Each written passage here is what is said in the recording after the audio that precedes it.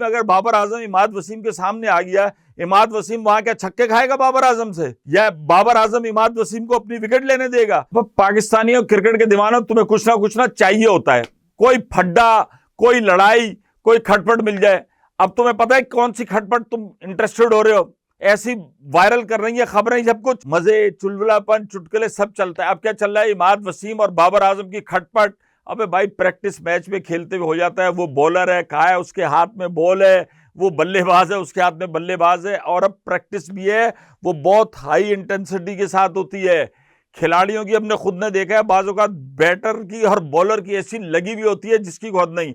और अब तो प्रैक्टिस के अंदर सिनेरियो बेस्ड मैचेस होते हैं कि पूरी टीम खेली जाती है, अपनी मर्जी का एक सिनेरियो बनाकर उसके अंदर बैटिंग कराई जाती है, प्रेशर होता है, और ऐसे मैचेस प्रैक्टिस सेशन का हिस्सा होते हैं। और उसमें अगर बॉलर परफॉर्म नहीं करेगा, उसमें अगर बाबर आजम इमाद वसीम के सामने आ गया, इमाद वसीम वहां क्या छक्के खाएगा बाबर आजम से, या बाबर आजम इमाद वसीम को अपनी विकेट लेने देगा? तो भाई, अब प्रैक्टिस दो तरह की होती है। एक प्रैक्टिस होती है फिजिकल फिटनेस के ऊपर, आप बॉलिंग की स्किल्स, बैटिंग की स्किल्स इंडिविजुअल कर रहे होते हैं। लेकिन जब ये प्रैक्टिस के अंदर एक बैट्समैन बैटिंग कर रहा होता है तो उसको दूसरा बॉलर करा रहा होता है, तो वो कोई जिसे कहना चाहिए वो मिलने नहीं आए थे, आपा वो खेलने नहीं आए हुए होते, वहां पर भी एक राइवलरी चल रही होती है। और ये राइवलरी क्रिकेट के लिए जरूरी है।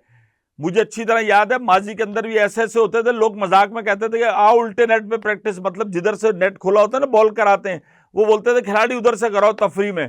और फिर जो जनाटेदार शॉट चलते थे ना, ये कान के पास से बॉलें जाती थी, और महमूद भाई जैसा अनाड़ी भी कभी खड़ा हो गया था किसी क्लब के उसके अंदर, तो वो बॉलें जो निकल रही होती थी ना, मजा आता था।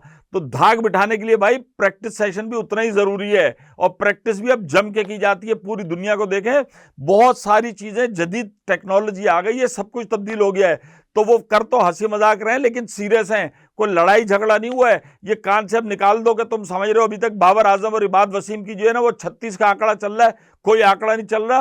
वो बहुत मुश्किल से आया है, बाबर आजम पर मुश्किल वक्त है, उसको अपनी परफॉर्मेंस से साबित करना है, तो भाई वो नेट में भी ऐसे ही करेगा। और दूसरी तरफ इमाद वसीम रिटायरमेंट लेके वापस आए, उनके अपने आप को, अपनी सिलेक्शन को जस्टिफाई करना है। प्रेशर तो सबसे ज्यादा उस्मान पे होगा, जो कि भाई चल के नहीं दिया। प्रेशर तो सबसे ज्यादा हमारे जनरेटर वाले बाबा अगर हारिस रऊफ की जगह चले गए और खुद हारिस रऊफ पे होगा, तो खिलाड़ियों में बहुत ज्यादा प्रेशर होता है। और वो प्रेशर अक्सर औकात आपको फील्डिंग में भी नजर आ रहा होता है और प्रैक्टिस सेशन में भी नजर आ रहा होता है। लेकिन उसका मतलब ये नहीं है कि दो खिलाड़ियों में आपस में कोई जंग हो गई है। सब खेल रहे होते हैं, आपस में हंसी मजाक भी कर रहा होता है, लेकिन प्रोफेशनल अंदाज में खेल रहे होते हैं। तो हर बात को इतना सीरियस मत लिया करो। चलो जाओ, शार्ट हो जाओ।